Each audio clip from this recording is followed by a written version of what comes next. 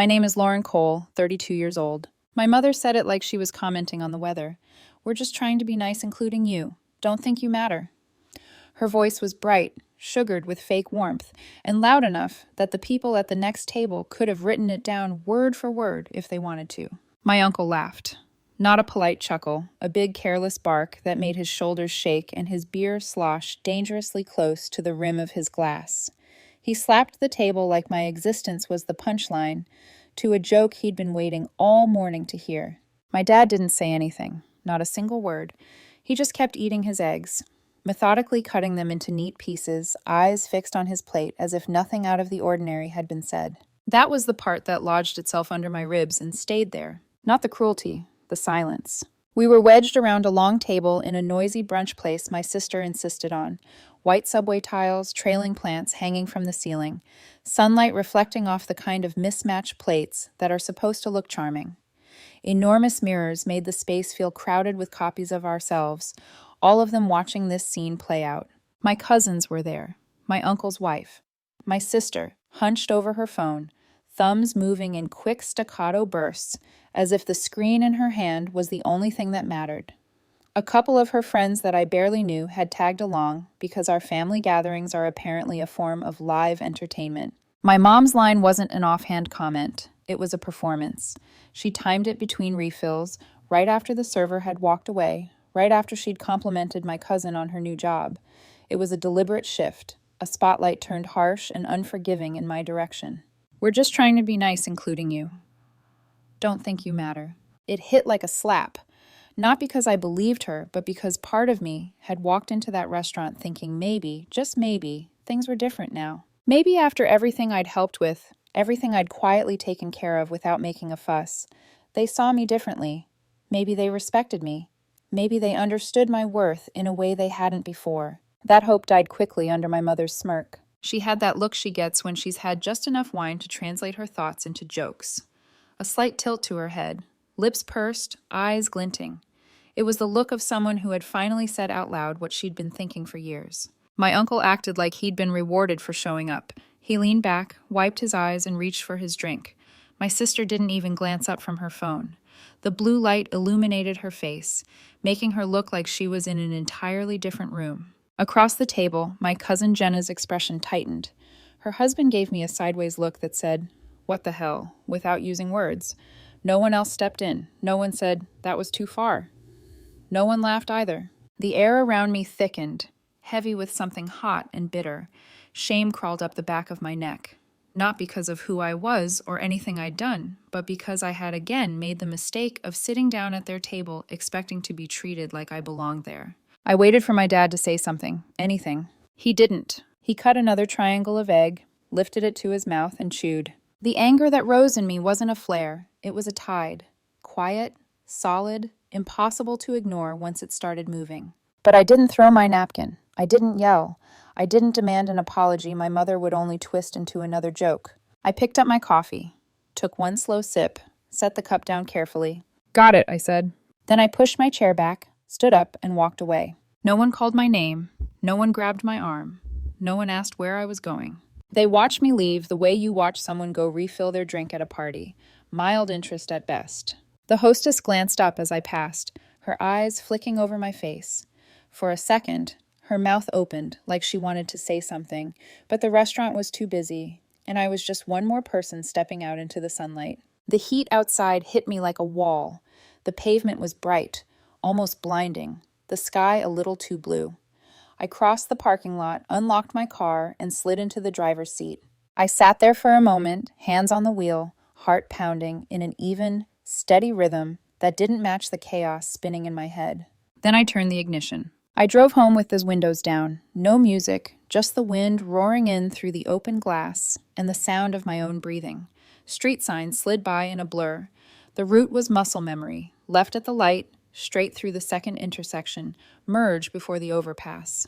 While my body drove, my brain sifted through a quiet inventory. The cabin, the credit line, the subscriptions, the car, the rent. The cabin came first. To everyone else, it was the family cabin. The phrase rolled off their tongues so easily you'd think the deed itself had been signed in blood by all of us together. They told people stories about how we had bought it years ago as a place for holidays and long weekends. They talked about it like some generational heirloom. They never mentioned the part where the roof started leaking so badly one winter that the upstairs ceiling caved in and the foundations sank in 2 places. They didn't talk about how, when the contractor handed my parents an estimate that made my mom gasp out loud, they'd turn to me. "We'll pay you back," my mom had said, eyes wide, hand pressed dramatically to her chest.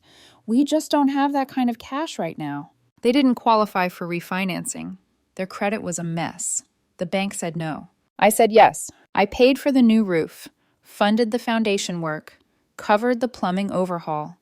And when it made more sense to consolidate the mess under one loan with one name, guess whose name ended up on the title? It was never our cabin. It was mine. They just used it like it was theirs. Holiday weekends, 4th of July barbecues, last-minute retreats when my sister needed an escape from the city. Then there was the shared credit line. When their washer and dryer finally died, my parents couldn't afford a new set outright. My mom called me crying about laundry piling up, about not being able to go to the laundromat because your father's back is acting up. I opened a credit line in my name, bought them the set they wanted, set up autopay, showed them how to log in. They forgot the password 3 times, stopped checking the account altogether. After 6 months of "we'll handle it," I started paying the minimums myself. They didn't even remember the account was under my name. The subscriptions, the small things that add up quietly. It started with Amazon Prime. They complained about shipping fees, about not being able to stream the shows everyone was talking about. It made more sense to add them to my account than listen to the complaints. Then my sister needed my Netflix login just for a week. Then my mom wanted my music streaming password for her cleaning playlists. Then my uncle somehow ended up on my family plan for a cloud storage service. It was death by 1,000 auto-renewals. And the car. 2 years ago, my dad's car started making a noise that sounded like someone trapped under the hood, screaming for help. The mechanic said the engine was done. My dad started taking the bus and complaining about his knees. I was in a good place financially. My boyfriend Evan had gotten a promotion. I'd just finished paying off my own little hatchback, so I did something big. Bigger than I should have. I bought my dad a used SUV. Decent mileage. Safe. Reliable. Not flashy, but something that wouldn't leave him stranded on the side of the road. He hugged me so hard I could barely breathe. "I don't know what we did to deserve you," he'd said. 3 months later, it was just his car.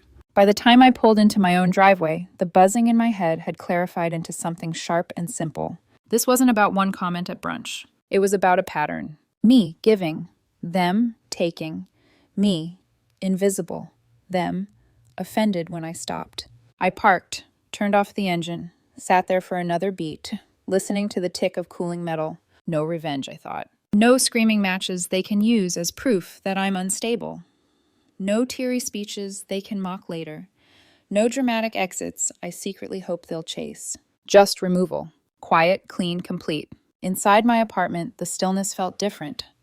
Less like emptiness, more like possibility. My laptop sat on the coffee table, half buried under unopened mail and a plant that needed watering. I moved the plant, opened the laptop, logged into the real estate platform I use for work. The cabin's listing draft had been sitting in my account for 2 months.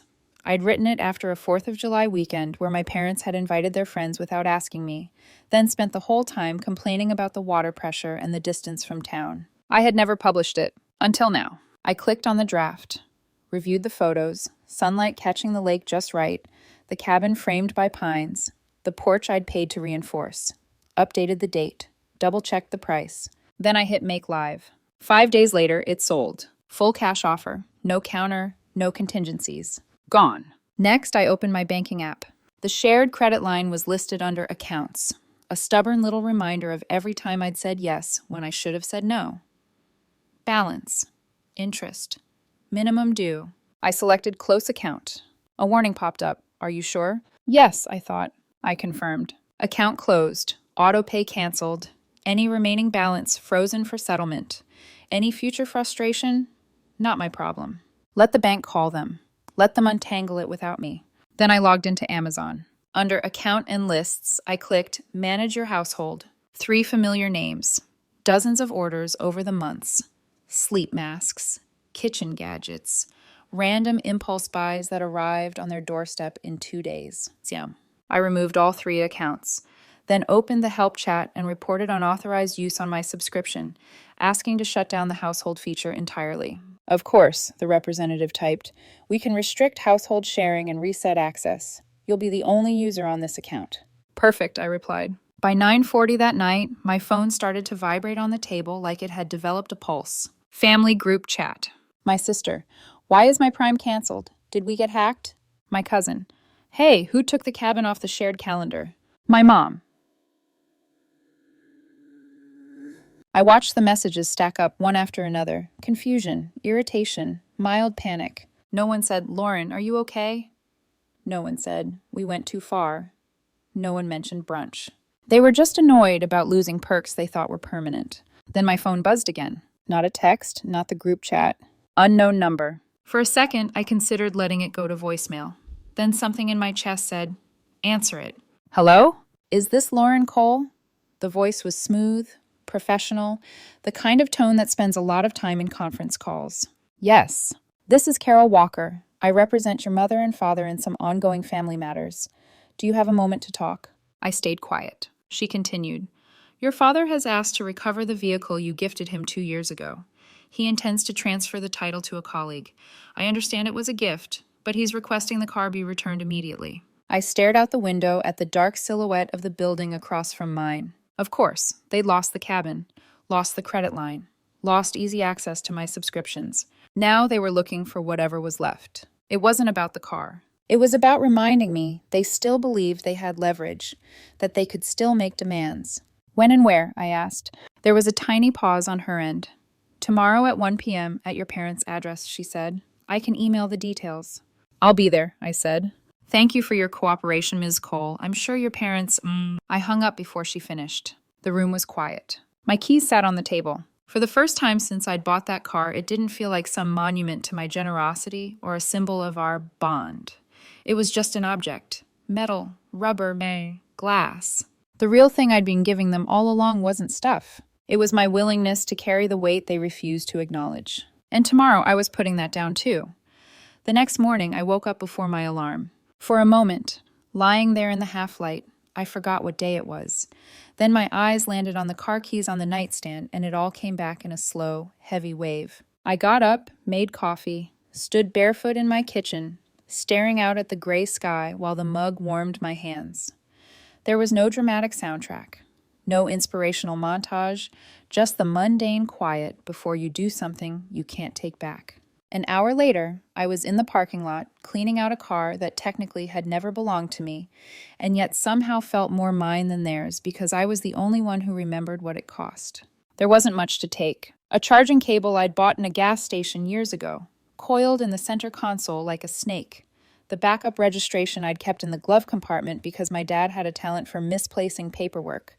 A crumpled receipt from the last oil change, my name written in the customer field because the system still thought I was the one driving it. Under the passenger seat, my fingers brushed against plastic. I pulled out an old pair of sunglasses. Cheap, scratched, the left arm bent slightly. I remembered that day. We'd gone for a drive right after I bought the car. Just me and my dad, windows down, some classic rock station fuzzing in and out. The sun had been brutal, and we'd stopped at a convenience store so he could grab a drink and I could get something for my eyes. He'd watched me try on 3 different pairs, laughing when one made me look like a bug. When I paid for them, he'd said, "This thing rides smooth. Feels like I've got a second life." He'd meant the car. I'd thought briefly maybe he meant us. I turned the sunglasses over once, then dropped them in the trash bag with everything else. It didn't feel tragic. It felt administrative, like closing tabs on a browser that's been open too long. At 12:30, I got in, started the engine, and drove the familiar route to my parents' house. The neighborhood hadn't changed. Same patch of manicured lawns, same cracked sidewalks, same maple tree on the corner that dropped leaves like confetti every fall. The hedge in front of their yard was still half dead, half alive, brown patches mixed with stubborn green. It had been that way for as long as I could remember. My mother always said she meant to call someone about it. She never did. I pulled into the driveway I had once shoveled at 6 in the morning before school, my breath turning to clouds while my mother yelled from the window to hurry up. I turned off the engine. The air went still. For a second, I sat with my hands on the steering wheel, watching the front door, feeling like an intruder on a movie set of my own life. Then I took the keys, got out, and walked up the path. The front steps creaked under my weight. I pressed the doorbell once. The familiar chime echoed through the house. It used to mean someone's home. Now it sounded like someone's back who shouldn't be. The door opened faster than I expected. My mom stood there, framed in the doorway. Her hair was curled, makeup done in that I woke up like this way that actually takes an hour. She was wearing one of the sweaters I'd bought her for her birthday the year before. Her eyes flicked over me, taking in my jeans, my jacket, the keys in my hand. Behind her, my dad hovered in the hallway, arms crossed over his chest, expression unreadable. His slippered feet were planted shoulder-width apart, like he wasn't sure if he was ready for a fight or just trying not to move. In the living room behind them, my sister was sprawled on the couch, one leg thrown over the back, phone in hand. She pretended not to look, but her eyes flicked up for half a second. She was wearing the hoodie I'd bought her last Christmas. I held out the keys. "I'm here to return the car," I said, just like your lawyer asked. My mom didn't take them. She blinked. Once, twice, long lashes sticking together for a second like they were buying her time. "Lauren, we need to talk," she said finally. "This has gone too far. This—" She waved a hand vaguely, encompassing the air between us. "Whole thing. It's gotten out of control. We are family. Families don't act like this." Her tone was clipped at first, rigid, then softened quickly as she shifted into what I'd come to think of as her sermon voice. I stayed on the porch. "I'm not here to talk," I said. "I'm here to return the car." "Don't do this," she said, her brows knitting together. "You're making a point, I get it. But this isn't you. You're not petty." I almost laughed. "This isn't petty," I said. "Petty would have been making a scene at brunch. I didn't. I walked away, and now I'm taking back what's mine and giving you back what's yours. That's all." She shook her head. "This isn't about the car." "I know," I said. "It never is." She took a breath, eyes glistening just enough to suggest tears without actually producing any. "Your father and I were joking. You know how your uncle is. We were including you. You always take everything so personally." "Don't think you matter" is a strange way to include someone, I said. She winced like I'd pinched her. "You're twisting my words." Before I could answer, my sister's voice floated from the living room. "Oh my God," she said, sitting up, tossing her phone onto the cushion. "Are we still on this?" She swung her legs off the couch and approached, stopping just behind my mom's shoulder where she could see me, but still feel like she had backup. "You've been sulking for days over one brunch comment," she said. "Mom was stressed. We've all been dealing with stuff you know nothing about. And you're blowing up the cabin, the cards, everything, like you're the only one who's ever had their feelings hurt." "I'm not sulking," I said. "I'm simplifying." "You sold the cabin," she snapped. "You shut down Prime. You're returning Dad's car. You canceled my rent without even warning me. That's not simplifying. That's overreacting." "You knew I was helping you with rent," I said, "not adopting you." "You know I can't make it without that right now," she shot back. "You know I've been struggling, and you're just, what, punishing me for something Mom said?" "This isn't about punishment," I said. "It's about not paying for a system that tells me I don't matter." My mom's eyes widened. "We never said—" "You did," I said quietly. "You said it at brunch, in front of everyone." "It was a joke," she insisted. "You know I don't mean things like that." I looked at her, really looked. "I think you do," I said. "I think you've meant it for a long time. You just finally said it out loud." Her mouth snapped shut. "Look," my sister said, stepping forward, palms up like she was the reasonable one now. "You're throwing away your family over a sentence. That's insane. You're going to regret this when we're not talking and something happens." I thought about all the times something had happened and no one had called me. The ER visit when I broke my wrist, slipping on ice, and took a rideshare home with my arm in a cast. The promotion I'd gotten last year that no one asked about. The nights I sat alone in my apartment while they posted pictures from the cabin, tagging their friends, but never me. "I'll take my chances," I said. I set the keys on this porch railing. Metal clinked against wood. "I'm not angry," I added. "I'm just done. I'm not going to keep giving while you find new ways to remind me I'm not part of this. Not really." My mom's face crumpled like she was about to cry. My dad's jaw clenched, but he still didn't say a word. "Don't walk away," my mom said. "We can fix this if you just—" I turned, walked down the steps. She called my name once, the sound thin and strained, like she'd thrown it out hoping it would catch and pull me back. It didn't. At the end of the driveway, I pulled out my phone and ordered a rideshare. The driver pulled up a few minutes later, gave the house a curious glance, then put the car in gear when I buckled in. "You okay back there?" he asked. "Yeah," I said, "just cleaning out some old junk." He nodded, probably thinking I meant actual junk. I watched the street signs go by, the same ones I used to pass on my bike on my way to school. They felt like relics from another life. When I got back to my apartment, I didn't collapse dramatically on the couch. I didn't cry. I didn't pour a drink and toast my newfound independence. I went straight to my desk, opened my laptop, and logged into my bank. The recurring $900 payment for my sister's rent was scheduled to hit her account in 3 days. I pulled up the details. February, March, April, May. I thought about the way she'd posted those boots, a pair of designer leather ones I knew cost more than my monthly grocery budget, with the caption, "Retail Therapy 3, a week after the first payment." I'd looked at it then and swallowed something sour. Told myself, she's stressed. She deserves nice things. It's not my place to judge what she does with the money. Now, with my cursor hovering over cancel, it was my place. I clicked.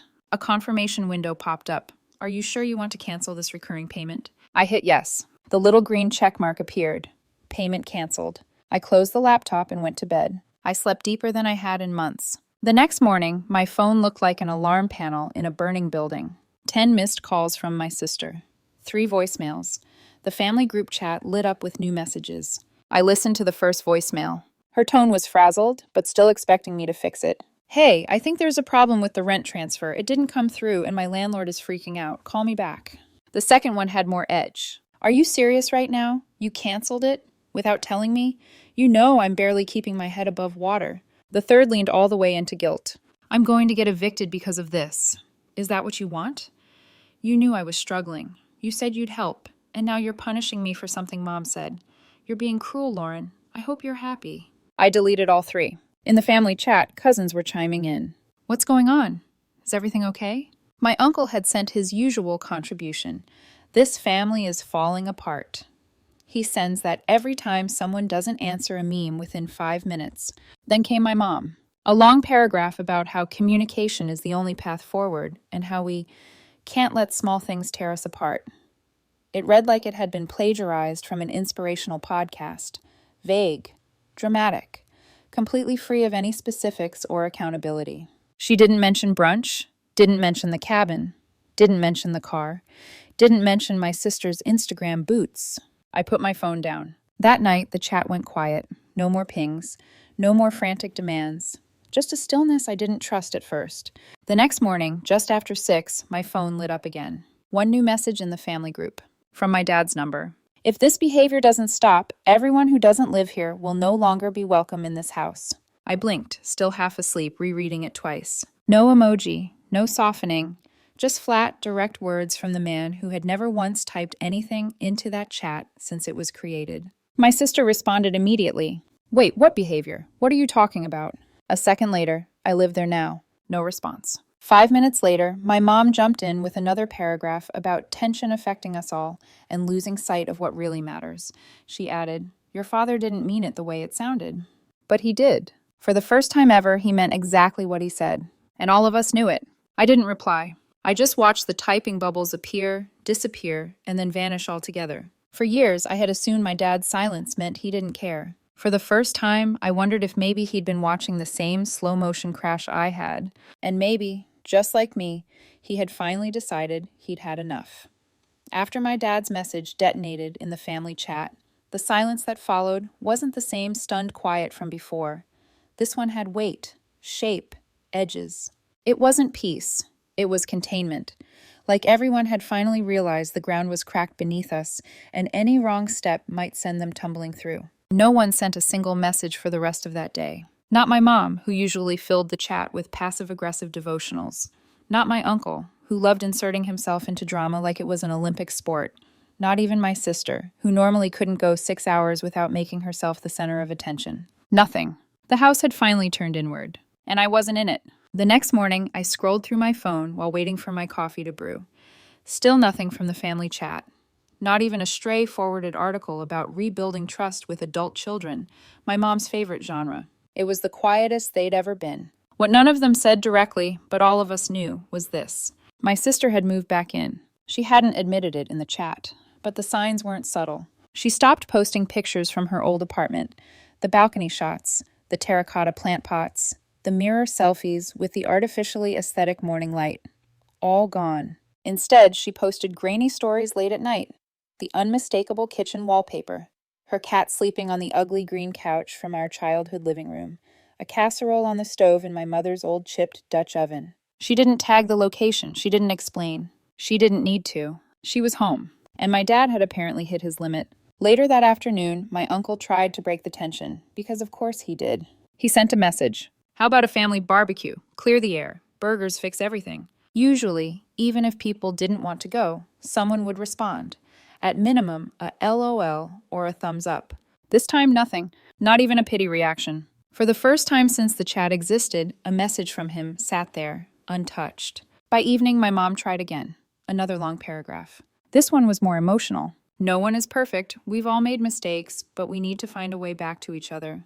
She added, your father didn't mean it the way it sounded, trying to translate him like he was a confused man who didn't know how to express himself. But he meant it exactly as it sounded. Everyone knew that. Everyone felt it. Still, no one dared reply. That night, I took a long walk. Down my block, onto the trail behind the park, past the bakery that always closed too early, around the same loop I'd walked 100 times, but this time my shoulders weren't tight, and my jaw wasn't wired with tension. I didn't think about the cabin, or the credit line, or the car sitting in their driveway, or my sister's voicemail guilt trips, or my mother's brunch performance. I thought about my dad. His silence had always felt like indifference, avoidance, weakness. But now I was starting to wonder if it had been something else entirely. Maybe he had been watching all along. Maybe he kept his mouth shut because he knew how words were used in this house, twisted, weaponized, reinterpreted. Maybe he had been holding up the quiet in a house that thrived on noise.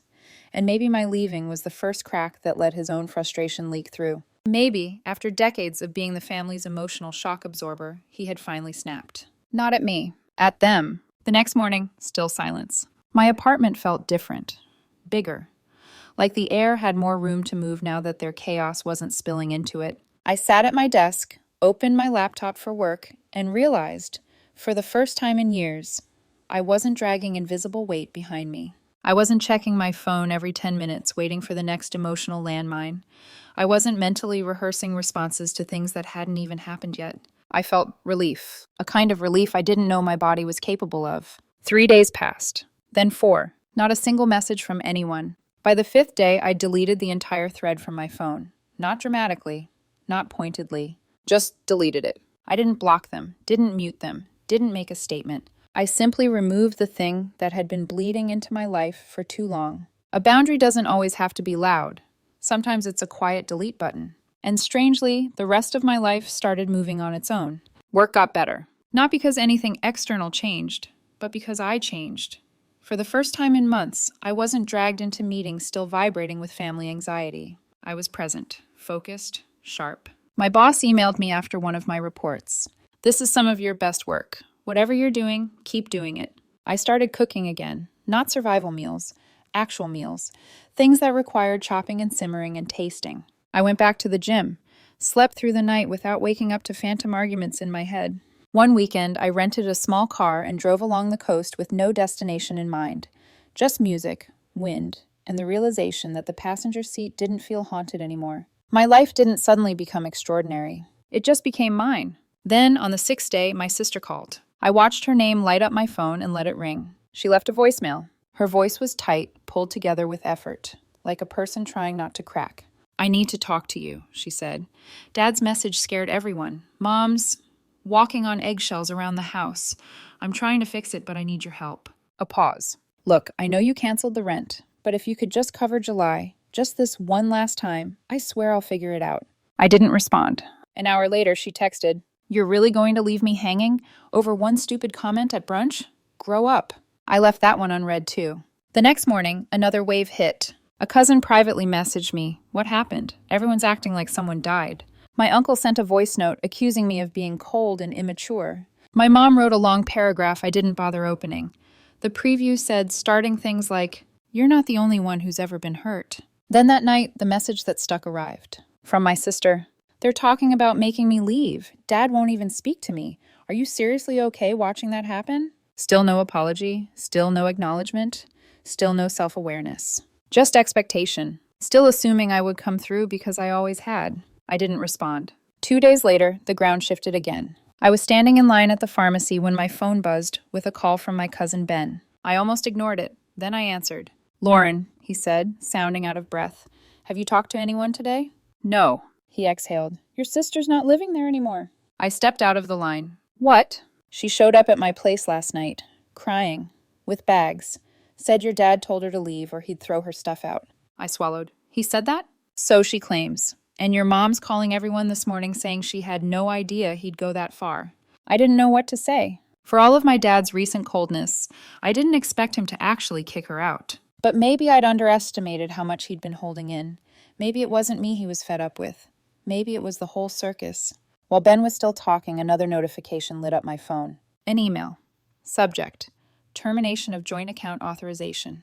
From my dad. He'd removed my mom from a shared financial account I'd helped him set up 2 years ago. Another alert hit. Utilities account change. Another, a canceled insurance payment. One more, another separation of funds. A quiet financial divorce happening in real time. Then came the voicemail from my mom. And her voice, God, her voice wasn't sad this time. It was furious. "This is what happens when things are allowed to fester," she snapped.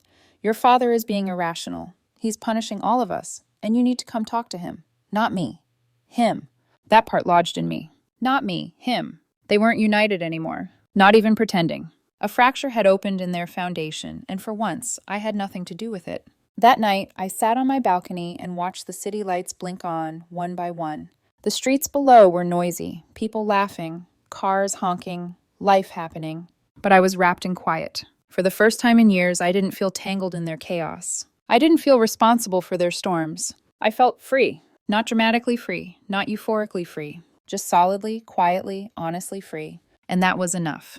The strangest thing about peace is how suspicious it feels at first. The family chat stayed silent. Not a whisper. Not a forwarded meme. Not a prayer chain link from my mom. Not a passive-aggressive gif from my uncle. Not a panicked text from my sister. 3 days. 4. 5. On the 5th morning, I woke up, stared at the quiet phone screen beside my bed, and realized something. My nervous system didn't expect a grenade anymore. No buzzing terror, no sudden spike of dread, just quiet. It wasn't forgiveness, it wasn't reconciliation, it was absence. A clean space where noise used to live. By the end of that week, I deleted the entire family chat thread. No announcement, no dramatic exit, just swipe, delete. A soft little animation wiped away years of chaos. I didn't block them, I didn't mute them, I didn't tell anyone. I simply reclaimed my mind. And everything shifted. Work became easier. I didn't realize how much emotional bandwidth I'd been hemorrhaging until it suddenly returned to me. My reports were sharper, my meetings were smoother, my creativity snapped awake again like a limb regaining circulation. My manager emailed me, "This is some of your strongest work this year. Whatever changed, keep doing it." I didn't tell her what changed, but I smiled. I started cooking again. Actual cooking. Not microwaving a meal because I'd spent the last 2 hours untangling someone else's crisis. Fresh vegetables, simmering sauces, music in the background, low and warm. I went back to the gym. My sleep deepened. My shoulders uncurled. I bought groceries that weren't shelf-stable and depressing. One weekend, I rented a little blue car and drove along the coast. Windows down, playlist on. Breathing, really breathing, for the first time in a long time. No one called to ask where I was. No one demanded a favor. No one needed me to rescue them. For once, the world kept spinning without me holding it up. The silence didn't feel empty anymore. It felt earned. Then, on a random Wednesday afternoon, it happened. The break. The shift. The moment everything on their side of the fence cracked. I was in line at the pharmacy again when my phone buzzed with an email notification from a number I didn't recognize. Subject: termination of joint account authorization. I froze. Another email immediately after. Then another. My dad, who could barely operate a tablet, had bitten through the financial tether he'd shared with my mother for years. He was removing her from accounts, canceling payments under her name, separating utilities, undoing, one email at a time, the financial web she had quietly ruled over. It wasn't about me. It wasn't revenge on her behalf. It wasn't even control. It was a man saying finally after decades, not anymore. Before I could process it, my phone rang. Cousin Ben. Again. I answered. Lauren, he said, voice low. Have you talked to your family today?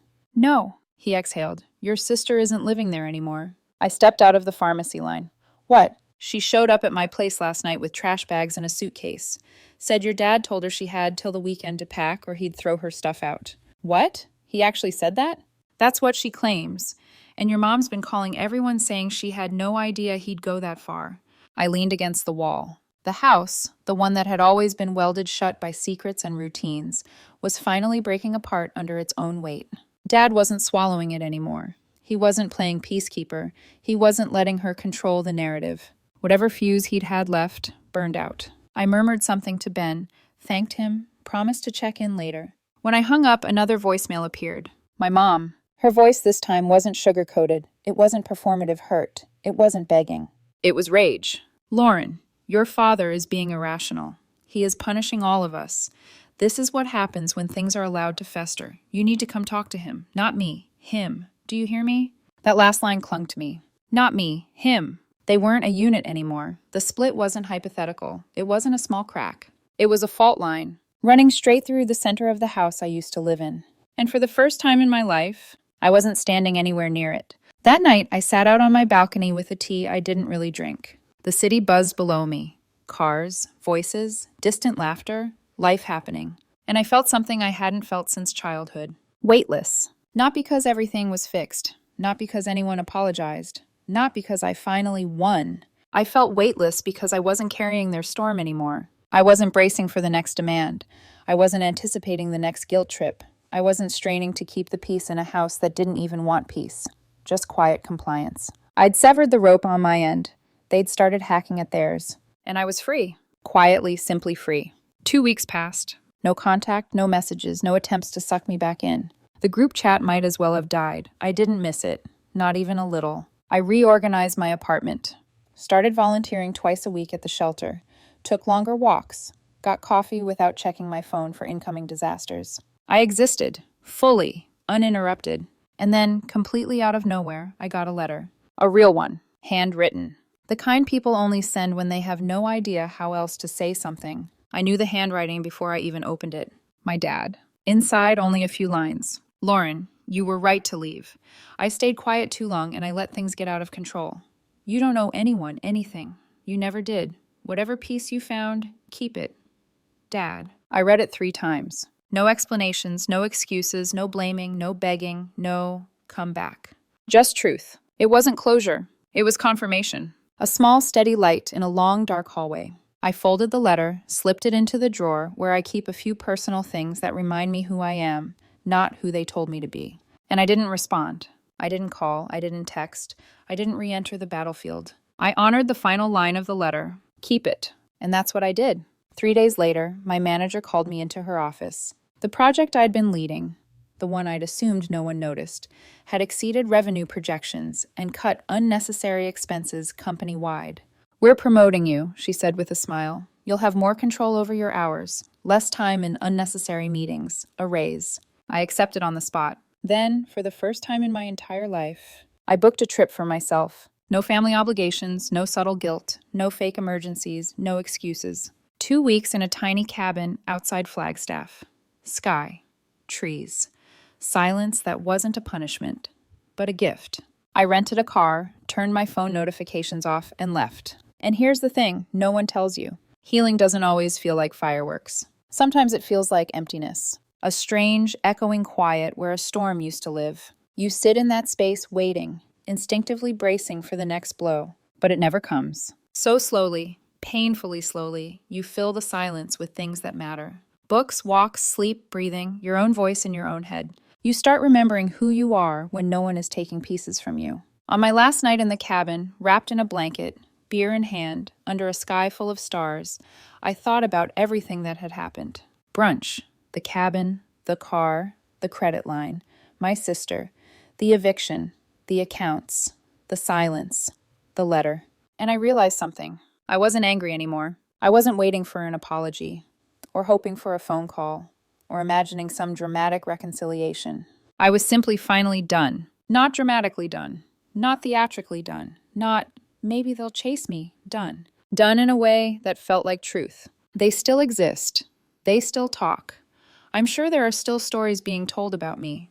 Twisted, partial versions, where I am the villain of my mother's latest anecdote. Maybe they think I'll come back someday, but I won't, because walking away wasn't a reaction. It was a decision. A slow, steady decision formed quietly over years of small wounds, sealed with one final sentence at brunch.